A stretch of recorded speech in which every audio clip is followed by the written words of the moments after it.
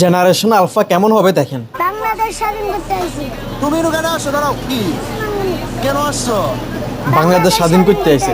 আমি এই জন্যই বলি দেশে একজন সাধারণ কৃষকের যে পরিমাণ দেশপ্রেম আছে, একজন সাধারণ নাগরিকের যে দেশপ্রেম আছে, এই দেশে একজন কামলার যে দেশপ্রেম আছে, ওই রকম দেশপ্রেম কোনো এমপি মন্ত্রীর কাছেও নাই, কোনো এমপির মন্ত্রীর কাছেও নাই। কারণ আপনি দেখবেন ক্ষমতার পালাবর্তনে এমপি মন্ত্রীরা দেশের বাইরে, দেশে কিন্তু এই দিন মজুরেরাই থাকে, এই কৃষকেরা থাকে, এই রিক্সাওয়ালারাই থাকে, এই দেশের সাধারণ জনগণই থাকে, কিন্তু এমপি মন্ত্রীরা থাকে না। এই হচ্ছে আমাদের দেশের বাস্তব চিত্র। আজ পর্যন্ত দেখেন সে 1952 থেকে শুরু করে 2024 সাল পর্যন্ত কয়জন এমপি মন্ত্রী ছেলের জীবন দিছে রাজপথে, কয়জন এমপি মন্ত্রী ছেলে শহীদ হয়েছে, কয়জন হয়েছে হাতে গোনা, কয়জন দেখাতে পারবেন না।